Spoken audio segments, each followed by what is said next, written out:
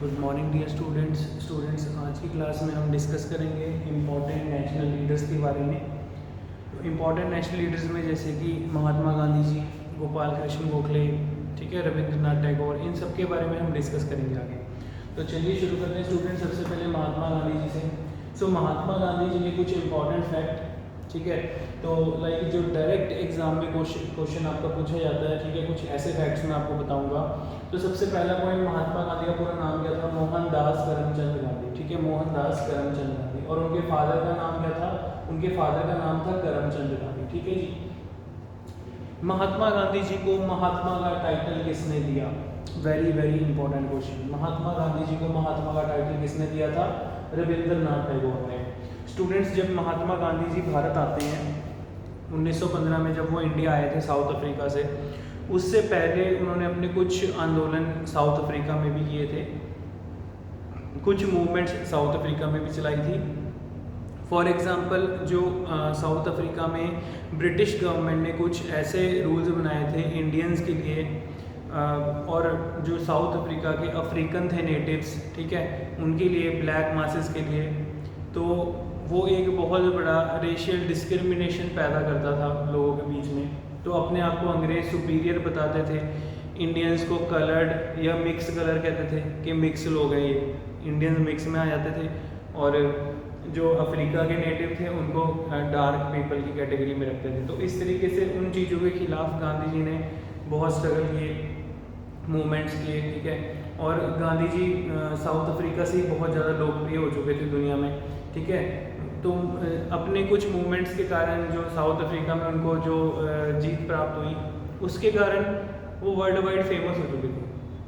गांधी जी उस टाइम पे थे साउथ अफ्रीका में, लेकिन जो इंग्लैंड में, लंदन में जो अखबार छपता था, फ्रंट हेडिंग पे महात्मा गांधी की न्यूज़ आई होती थी कि आज वहाँ पर ऐसा कर दिया, आज गांधी जी ने वहाँ पर ऐसा कर दिया, ठीक है जी। तो इस तरीके से गांधी जी जो थे बहुत फेमस हो चुके थे। और 1917 में जब गांधी जी अपना पहला, भारत में पहला आंदोलन चंपारण मूवमेंट, स्टूडेंट्स आपको पता होना चाहिए, ये चीज़ें बहुत बार एग्जाम में पूछी जाती हैं। बिहार में जो उन्होंने चंपारण मूवमेंट किया था, जब चंपारण मूवमेंट किसका आंदोलन था? किसानों के लिए, ठीक है, बहुत सारे आंदोलन किसानों के लिए हुए थे पास्ट में भी। तो गांधी जी ने जब वो चंपारण मूवमेंट किया, वहाँ पर पीजेंट्स की, फार्मर्स की ये डिमांड थी कि हमसे जो ज़बरदस्ती अंग्रेज नील की खेती करवाते हैं, उस नील की खेती से हमारी लैंड अनफर्टाइल हो रही है, और उस बंजर ज़मीन का हम क्या करेंगे? तो इन चीज़ों के खिलाफ गांधी जी ने किसानों को सपोर्ट किया, ठीक है। और चंपारण मूवमेंट करते हैं। इस चंपारण मूवमेंट के बाद रविंद्रनाथ टैगोर उनको महात्मा का टाइटल देते हैं, ठीक है। इसके अलावा मलंग बाबा और नंगा फकीर किसने कहा है? तो ये जो टर्म है, नॉर्थ वेस्ट फ्रंटियर प्रोविंसेस, ठीक है, जो पाकिस्तान और अफगानिस्तान रीजन के कुछ कबालीज लोग थे, ठीक है, कबालीज लाइक वहाँ के ट्राइबल्स लोग थे, वहाँ के ट्राइब के लोगों ने उनको नंगा फकीर और मलंग बाबा का टाइटल दिया है। तो स्टूडेंट्स, मैं आपको एक और पॉइंट बता दूँ, नॉर्थ वेस्ट फ्रंटियर के एक बहुत रिनाउंड पर्सनैलिटी हुए हैं खान अब्दुल गफ्फार खान, ठीक है जी। तो उन्होंने अपने लेवल पे वहाँ पर नॉन वायलेंस पीसफुली मूवमेंट चलाए थे, खान अब्दुल गफ्फार खान ने। उनको भी फ्रंटियर गांधी के नाम से जाना जाता है, ठीक है। महात्मा गांधी तो फेमस थी, नॉर्थ वेस्ट फ्रंटियर में एक और पर्सन बहुत फेमस था, उसका नाम था खान अब्दुल गफ्फार खान, ठीक है। इनको किस नाम से जाना जाता था? इनको फ्रंटियर गांधी, ठीक है, फ्रंटियर गांधी। ये मैंने आपको पहले भी बताया था, बहुत इंपॉर्टेंट पॉइंट है, एज इट इज एग्जाम में क्वेश्चन पूछा गया है। फ्रंटियर गांधी किसे कहा जाता है? खान अब्दुल गफ्फार खान को। तो इसके अलावा नेक्स्ट, हाफ नेक्ड सेंट किसने कहा है? बाय फराक मोसेर ने 1931 में, ठीक है, एक लीडर थे, ठीक है। राष्ट्रपिता का टाइटल किसने दिया? ये क्वेश्चन एग्जाम में पूछा गया है। राष्ट्रपिता महात्मा गांधी जी को कहा था सुभाष चंद्र बोस ने, ठीक है जी, राष्ट्रपिता। तो कुछ लोग कहते हैं कि राष्ट्रपिता का टाइटल किसने दिया है, और इवन के एग्जाम में भी ये क्वेश्चन पूछा जा चुका है। तो राष्ट्रपिता का टाइटल किसने दिया है? सुभाष चंद्र बोस ने। इंपॉर्टेंट पॉइंट है।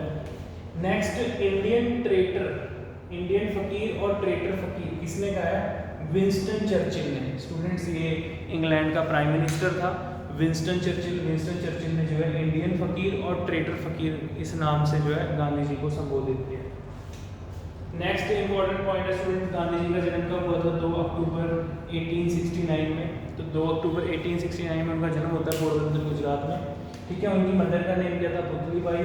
फादर का नेम क्या था? करमचंद गांधी। जो इम्पोर्टेंट पॉइंट है ये बहुत ज़्यादा, महात्मा गांधी जी के पॉलिटिकल गुरु का नाम क्या था? स्टूडेंट्स, महात्मा गांधी के पॉलिटिकल गुरु का नाम था गोपाल कृष्ण गोखले। ये आपको पॉइंट टिप्स पे होना चाहिए, ये क्वेश्चन बहुत बार एग्जाम में रिपीट हुआ है। ठीक है जी, Gopal Krishna Gokhale as it is question आता है। गोपाल कृष्ण गोखले कौन थे, या महात्मा गांधी के पॉलिटिकल गुरु कौन थे? नेक्स्ट, गांधी जी का लिटरेरी वर्क, उन्होंने बुक लिखी है हिंद स्वराज 1909 में। ये क्वेश्चन एग्जाम में पूछा जा सकता है, बहुत इंपॉर्टेंट है। और ये क्वेश्चन तो बहुत बार पूछा गया है। As it is direct question आता है कि बताओ ये किसकी ऑटोबायोग्राफी है? My experience with truth. My experience with truth किसकी ऑटोबायोग्राफी है? महात्मा गांधी की। ठीक है जी, तो ये पॉइंट आपके माइंड से निकलने नहीं चाहिए। नेक्स्ट इंपॉर्टेंट पॉइंट है स्टूडेंट्स, गांधी जी ने कुछ अखबारों के एडिटर्स भी लिखे थे। ठीक है जी, कौन कौन से उनके एडिटर थे? Indian opinion, Harijan and young India. तो इंडियन ओपिनियन, हरिजन और यंग इंडिया किनके एडिटर थे? महात्मा गांधी जी के। ठीक है। महात्मा गांधी जी को राष्ट्रपिता का दर्जा किसने दिया है? महात्मा गांधी जी को महात्मा का दर्जा किसने दिया है? ठीक है। ये क्वेश्चन एग्जाम में रिपीट हुए हैं, बहुत बार पूछे जाते हैं, आपको ये पता होना चाहिए स्टूडेंट्स। ठीक है, तो बाकी नोट कर दो, इम्पोर्टेंट पॉइंट है। G K Gokhale political guru. Take your time, note down these points.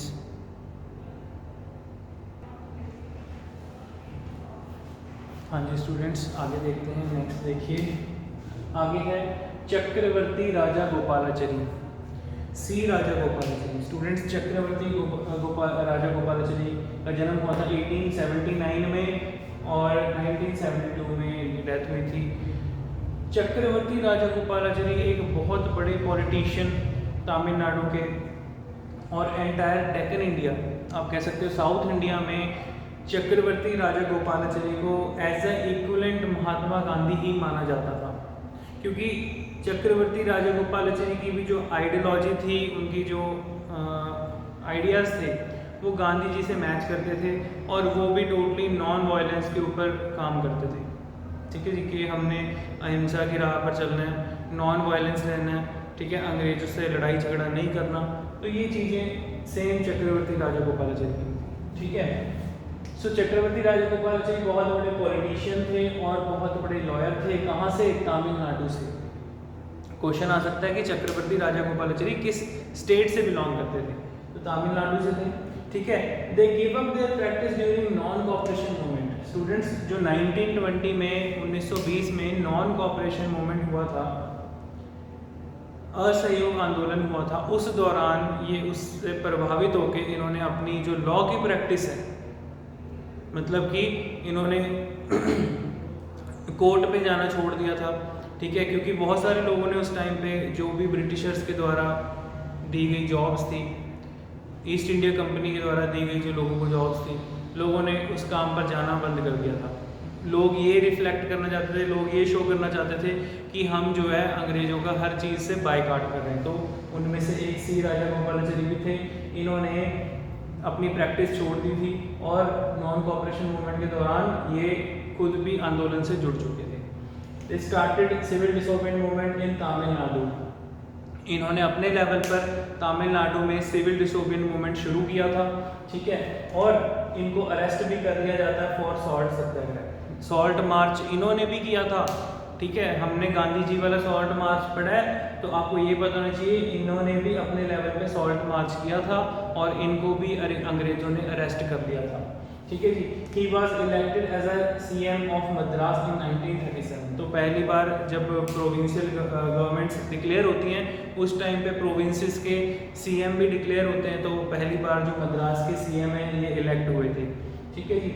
He resigned from INC in 1942 for the not accepting the Cripps proposal. इन्होंने 1942 में इंडियन नेशनल कांग्रेस पार्टी से रिज़ाइन कर दिया था, ठीक है जी, कि वो क्रिप्स प्रपोजल को एक्सेप्ट नहीं कर रहे, ठीक है, अपने मतभेद थे, हमने पढ़ा है क्रिप्स प्रपोजल में, ठीक है। And they prepare CR formula. तो स्टूडेंट्स मैंने आपको CR फॉर्मूला क्या था, चक्रवर्ती राजा गोपालाचारी फॉर्मूला, ये भी बता रखा है। CR फॉर्मूला में स्टूडेंट्स चक्रवर्ती राजा गोपालाचारी ने कहा था, अपना एक प्लान बनाया था जिसमें कि मुस्लिम्स के लिए लाइक प्रॉपर डिमार्केशन की गई थी कि कौन कौन से district wise, area wise, particular north west area of provinces में कहाँ कहाँ पे मुस्लिम्स को जो है स्टेट अलॉट करनी चाहिए, ठीक है, डिस्ट्रिक्ट अलॉट करनी चाहिए। और ये सब कुछ जो है प्रॉपर प्लबिसाइड करके होना चाहिए और प्लस एडल्ट सफरेज के अकॉर्डिंग होना चाहिए, ठीक है। तो ये चीज़ें मैंने आपको बता रखी हैं लेक्चर में, ठीक है। तो एडल्ट सफरेज का मतलब है कि जो भी लोग जिनकी वोटिंग एज बनती है, वोटिंग एज से ऊपर है, उन लोगों का जनमत करवाना चाहिए, ठीक है, इसका मतलब ये होता है प्लबिसाइड। तो नेक्स्ट है आगे, first and last governor general of India, very very important question. C राजा गोपालाचारी हमारे देश के पहले और आखिरी गवर्नर जनरल थे फ्री इंडिया के। स्टूडेंट्स 1947 में जब भारत आज़ाद होता है तो उस टाइम पर देश का वाइसरॉय होता है लॉर्ड माउंटबेटन। लॉर्ड माउंटबेटन जब देश को आज़ाद करता है तो देश के तुरंत आज़ाद होने के बाद देश का पहला गवर्नर जनरल बन जाता है फ्री इंडिया का। मैं बात कर रहा हूँ फ्री इंडिया की, ध्यान से सुनना, क्वेश्चन ऐसे ही आएगा एग्जाम में कंफ्यूज करने के लिए। तो उस टाइम पे फ्री इंडिया का पहला गवर्नर जनरल बनता है लॉर्ड माउंटबेटन। देन उसके बाद लॉर्ड माउंटबेटन जब देश से चला जाता है तो उसके बाद नेक्स्ट गवर्नर जनरल बनाया जाता है C राजा गोपालाचारी को। तो ये जो थे ये पहले और आखिरी भारतीय, first and last governor general of India, आप ये कह सकते हैं इंडियन, ठीक है, Indian first and last governor general of India कौन थे? C राजा गोपालाचारी। कब से कब तक? 1948 से लेके 1950 तक। 1950 के बाद फिर जो है हमारे देश के पहले राष्ट्रपति डॉक्टर राजेंद्र प्रसाद देश के प्रेसिडेंट बनते हैं, ठीक है, आगे उनके बारे में पढ़ेंगे। Then he became the minister of home affairs in the country's first cabinet. देश के पहले कैबिनेट मंत्री, पहले कैबिनेट में मंत्री होम अफेयर्स, ठीक है, जिनको मिनिस्ट्री ऑफ होम अफेयर्स दिया गया था, वो थे C राजा गोपालाचारी। तो अब आपको आइडिया हो गया होगा कि जो हमने हिस्ट्री में पढ़ा था C राजा गोपालाचारी के बारे में, बहुत बड़ी पर्सनैलिटी थी, ठीक है, कोई छोटे आदमी नहीं थे। और ये पहले आदमी थे, he was awarded with the Bharat Ratna in 1954। पहली बार भारत रत्न जो है वो C राजा गोपालाचारी को दिया गया था स्टूडेंट्स, ठीक है, तमिलनाडु के थे। पहला जो भारत रत्न है वो इनको दिया गया, और पहली बार जो भारत रत्न है वो 3 लोगों को दिया गया, तीनों ही तमिलनाडु से थे। C राजा गोपालाचारी, CV रमन जो बहुत बड़े साइंटिस्ट थे, जिनके जन्म के उपलक्ष्य पे, जिनके बर्थडे पर जो है नेशनल साइंस डे सेलिब्रेट किया जाता है, ठीक है। और देश के पहले उपराष्ट्रपति, ठीक है, सर्वपल्ली राधाकृष्णन, डॉक्टर S राधाकृष्णन, उनको भी भारत रत्न 1954 में ही दिया गया था, ठीक है। तो C राजा गोपालाचारी पहले ऐसे पॉलिटिशियन थे जिनको भारत रत्न दिया गया था, बहुत इंपॉर्टेंट पॉइंट है, ठीक है। तो आई होप स्टूडेंट्स आपने सारे इंपॉर्टेंट पॉइंट समझ लिए होंगे। तो यहाँ से क्वेश्चन कैसे पूछा जा सकता है, ये क्वेश्चन तो बहुत ज़्यादा इंपॉर्टेंट है, मैंने आपको बता दिया है, first and last governor general of India. Answer is C Rajagopalachari. As it is question exam में यही पूछा जाता है, बहुत इंपॉर्टेंट है, ठीक है। देन आगे उसके बाद नेक्स्ट है स्टूडेंट्स डॉक्टर राजेंद्र प्रसाद। जो डॉक्टर राजेंद्र प्रसाद थे हमारे देश के पहले राष्ट्रपति, ठीक है, इंडियन रिपब्लिक ऑफ इंडिया के पहले प्रेसिडेंट ऑफ इंडिया। स्टूडेंट्स यहाँ पे रिपब्लिक वर्ड का मतलब क्या होता है आपको पता होना चाहिए, मीनिंग द वर्ड रिपब्लिक। हम हर साल 26 जनवरी को रिपब्लिक डे सेलिब्रेट करते हैं, तो वो क्यों करते हैं आपको पता होना चाहिए, ठीक है। चलिए देखते हैं। डॉक्टर राजेंद्र प्रसाद स्टूडेंट्स 1884 में इनका जन्म हुआ, 1963 में एक्सपायर हो जाते हैं, ठीक है। दे participate in Swadeshi movement. Champaran Satyagraha, non cooperation movement, civil disobedience movement, quit India movement, मतलब कि इन्होंने कोई मूवमेंट नहीं छोड़ी जिसमें इन्होंने पार्टिसिपेट ना लिया हो।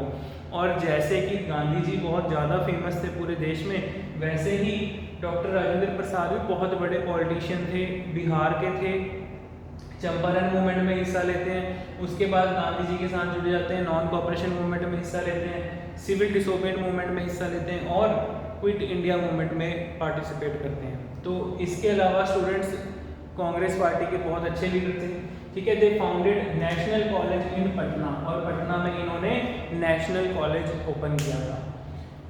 Elected as a minister in charge of food and agriculture in the interim government in 1946। तो मतलब कि स्टूडेंट्स, जब देश आज़ाद होने से पहले इंटीरियम गवर्नमेंट बनाएगी कि जब देश आज़ाद हो जाएगा, देश को चलाने के लिए कोई सरकार तो होनी चाहिए, ठीक है। तो उस इंटीरियम गवर्नमेंट में ये फूड एंड एग्रीकल्चर मिनिस्टर बनाए जाते हैं, ठीक है। और इसके बाद president of the constituent assembly बनाए जाते हैं। तो स्टूडेंट्स, जब हमारे देश का संविधान लिखा गया, जो उसके लिए जो कॉन्स्टिट्यूएंट असेंबली बनाई गई, उस असेंबली के प्रेसिडेंट भी कौन थे? डॉक्टर राजेंद्र प्रसाद थे। ये क्वेश्चन एग्जाम में आया हुआ है, आपको पता होना चाहिए, ठीक है। तो बहुत इंपॉर्टेंट पॉइंट है, president of constituent assembly doctor Rajendra Prasad, very very important. Next important point students, first president of Republic India. अभी मैंने आपको बताया हमारे देश के पहले राष्ट्रपति थे, और पहले ऐसे राष्ट्रपति थे जो लगातार 2 बार इलेक्ट हुए थे as a president of India. तो एग्जाम में ये क्वेश्चन बहुत बार पूछा जाता है कि कौन से राष्ट्रपति हैं देश के जो लगातार 2 बार प्रेसिडेंट इलेक्ट हुए हैं, लगातार 2 बार देश के राष्ट्रपति बने हैं। तो वो है आंसर डॉक्टर राजेंद्र प्रसाद, ठीक है जी। देन दे एडिटेड देश हिंदी वीकली, मतलब कि इनका एक साप्ताहिक अखबार था, साप्ताहिक अखबार छपता था देश नाम से, ठीक है जी। इसके एडिटर थे। ऑनर्ड विद भारत रत्न, और इनको भी भारत रत्न दिया गया था बाद में, ठीक है जी। तो बहुत इंपॉर्टेंट पॉइंट है students.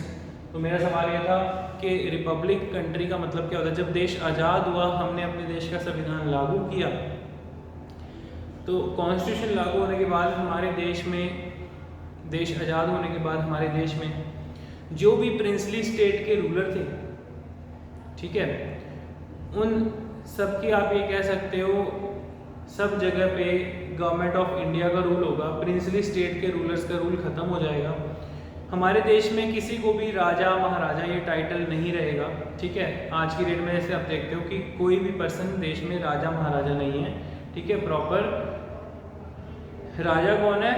Citizen of the India, ठीक है, सिटीजन ऑफ द कंट्री। वही लोग राजा हैं जो लोग अपने रिप्रेजेंटेटिव्स को इलेक्ट करते हैं, ठीक है। तो हम लोग अपने नेताओं को चुनते हैं, अपने रिप्रेजेंटेटिव्स को इलेक्ट करते हैं, जो कि जिनको हम टाइम देते हैं अगले 5 साल तक गवर्नमेंट चलाएंगे, ठीक है। तो स्टूडेंट्स, रिपब्लिक कंट्री का मतलब होता है एक गणतंत्र राज, जहाँ पर एक्चुअल मीनिंग क्या है रिपब्लिक कंट्री का? एक गणतंत्र राज जहाँ पर किसी भी राजा रानी का रूल नहीं है, जहाँ का जो हेड ऑफ द स्टेट है वो लोगों के द्वारा इलेक्ट हुआ है, ठीक है। उसको वहाँ के लोगों ने चुना है, लोगों ने इलेक्ट किया है अपने देश की गवर्नमेंट चलाने के लिए, ठीक है। तो स्टूडेंट्स, आई होप आपको ये इंपॉर्टेंट पॉइंट समझ में आ गए होंगे। तो ये सारे इंपॉर्टेंट पॉइंट है, एक बार आप देखिए, ठीक है। बहुत इंपॉर्टेंट पॉइंट है, first and last governor general of India, बार बार मैं इसका आपको, ठीक है, एक्सरसाइज कर रहा हूँ फोकस देने की। तो कोई भी आपको डाउट लग रहा हो देखिए, take your time, note down these points. हाँ जी स्टूडेंट्स, आगे देखते हैं। नेक्स्ट है जवाहरलाल नेहरू। जवाहरलाल नेहरू हमारे देश के पहले प्रधानमंत्री, ठीक है जी। जवाहरलाल नेहरू का जन्म हुआ था 1889 में और डेथ हो गई थी 1964 में। Jawaharlal Nehru was become the general secretary of Indian national Congress. Students, Jawaharlal Nehru ने बेसिकली अपनी जो बैरिस्टर की पढ़ाई है वो इंग्लैंड से ही की थी। इंग्लैंड से पढ़ के भारत आते हैं, तो भारत आके वो जनरल सेक्रेटरी बनते हैं कांग्रेस पार्टी के 1928 में, और 1929 में प्रेसिडेंट बनते हैं कांग्रेस पार्टी के, ठीक है जी। तो कांग्रेस पार्टी के प्रेसिडेंट कब बने थे? 1929 में। देन जब कांग्रेस पार्टी के प्रेसिडेंट बनते हैं तो लाहौर सेशन जब होता है कांग्रेस पार्टी का, उस टाइम पे इंडिपेंडेंस रेजोल्यूशन पास करते हैं अंडर हिज प्रेसिडेंटशिप, उनकी प्रेसिडेंटशिप के अंडर लाहौर सेशन के दौरान इंडियन इंडिपेंडेंस रेजोल्यूशन पास किया गया था, जिसमें कि कांग्रेस पार्टी ने हर साल ये डिसाइड किया कि हम हर साल 26 जनवरी के दिन अपना आज़ादी दिवस इंडिपेंडेंस डे सेलिब्रेट करेंगे। लेकिन हमको अंग्रेज़ों के अकॉर्डिंग आज़ादी मिली, अपने अकॉर्डिंग तो आज़ादी मिली नहीं। फिर हमने 26 जनवरी को डिसाइड किया एज अ रिपब्लिक डे, ठीक है। 1950 से फिर हम रिपब्लिक डे सेलिब्रेट करते हैं। नेक्स्ट इंपॉर्टेंट पॉइंट है students, first prime minister of Republic India. तो ये आपको पता होना चाहिए, देश के पहले प्रधानमंत्री थे और सबसे लंबा टेन्योर था इनका, 1947 से 1964 तक देश के प्रधानमंत्री रहते हैं। देश के पहले डिप्टी प्राइम मिनिस्टर थे सरदार वल्लभ भाई पटेल, ठीक है। तो ये आपको पता होना चाहिए। नेक्स्ट इंपॉर्टेंट पॉइंट है students, architect of modern India के नाम से भी इन्हें जाना जाता है। तो एग्जाम में क्वेश्चन पूछा जा सकता है कि आर्किटेक्ट ऑफ मॉडर्न इंडिया किसे कहा गया है? आंसर इज जवाहरलाल नेहरू, ठीक है। बहुत इंपॉर्टेंट पॉइंट है, क्योंकि इनकी जो सोच थी वो बहुत ज़्यादा मॉडर्न थी कि अपने देश को कैसे अपलिफ्ट करना है, ठीक है, कैसे देश को बढ़ाना है। नेक्स्ट इनकी कुछ इंपॉर्टेंट फेमस बुक्स हैं, discovery of India, the unity of India. तो यूनिटी एंड डाइवर्सिटी की बात इसमें की गई है।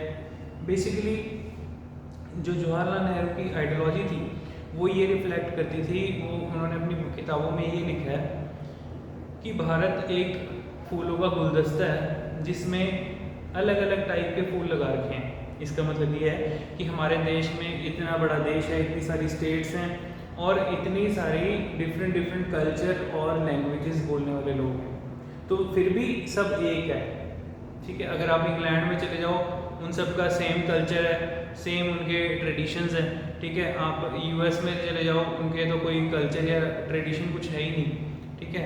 यूएस में वहाँ के नेटिव्स नहीं है, सभी लोग बाहर से आके वहाँ पे बसे हुए हैं, ठीक है। तो unity of India, glimpse of the world history, a bunch of old letters. तो ये जो है ये जो किताब का नेम है बंच ऑफ ओल्ड लेटर्स, ये इन्होंने अपनी बेटी इंदिरा गांधी को लिखी थी।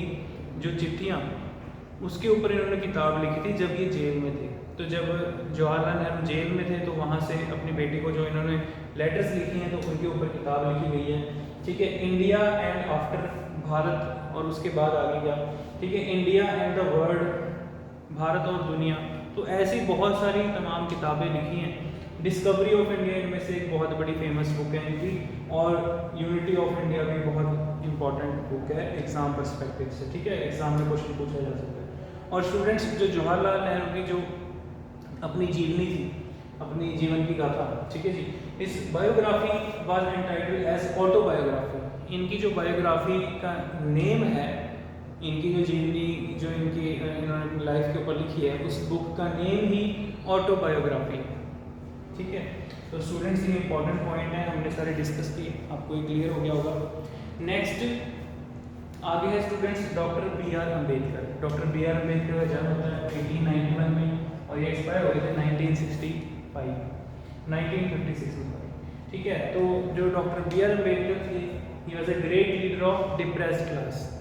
तो ये doctor B R Ambedkar, Bhimrao Ambedkar खुद एक डिप्रेस सेक्शन से आते थे, ठीक है, और बहुत बड़े लीडर थे डिप्रेस क्लास की। इन्होंने अपनी कुछ ऐसी ऑर्गेनाइजेशन भी बनाई। They founded depressed class institutes in 1924 and Samaj Sangh इन 1927। तो इन्होंने इम्पॉर्टेंट, आप कह सकते हो कि अपनी सोसाइटी के लोगों को अपलिफ्ट करने के लिए ये कुछ ऐसी फाउंडेशंस करते हैं ऑर्गेनाइजेशंस की, ठीक है। और सबसे इम्पोर्टेंट पॉइंट, इन्होंने पूना पैक्ट साइन किया था गांधी जी के साथ 1932 में। तो स्टूडेंट्स, पूना पैक्ट क्या था? पुणे की येरवड़ा जेल में जब गांधी जी जेल में बैठे अनशन पे, तो इंग्लैंड का प्राइम मिनिस्टर रैमसे मैकडोनाल्ड जो है कम्युनल अवार्ड डिक्लेयर करता है और उसमें कहता है कि जो डिप्रेस सेक्शन के लोग हैं वो अपने लिए सेपरेट इलेक्टोरेट, सेपरेट लीडर और अपने लिए सेपरेट इवन इलेक्शंस और अपने नेताओं की डिमांड कर सकते हैं। तो गांधी जी को ये डर था कि हो सकता है कि कल को ये लोग इकट्ठे होकर एकजुट होकर सेपरेट नेशन की डिमांड ना कर दें, ठीक है। तो इस तरीके से देश के टुकड़े हो जाएंगे। भारत के टुकड़े हो जाएंगे।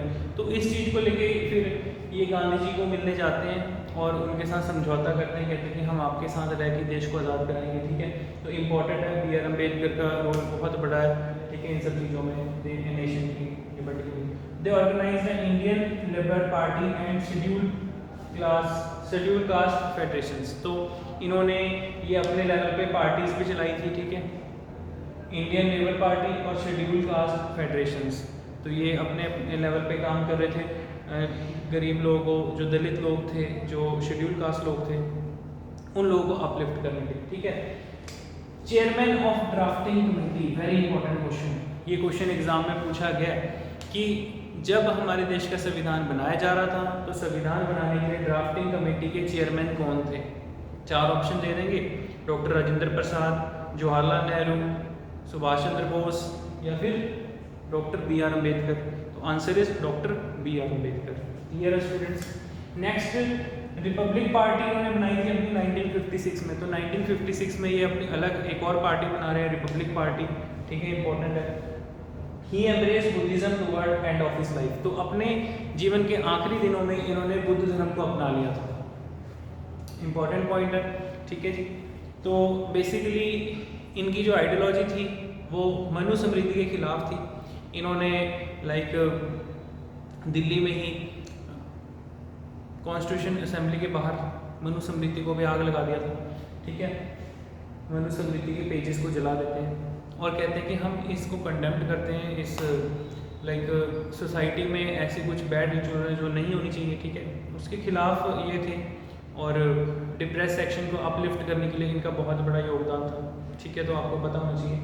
और जो स्टूडेंट्स, जो राउंड टेबल मीटिंग्स हुई थी इंग्लैंड में, फर्स्ट, सेकंड एंड थर्ड, जो कि फेल हो जाती हैं, उन तीनों राउंड टेबल कॉन्फ्रेंस मीटिंग में इन्होंने पार्टिसिपेट किया था, ठीक है।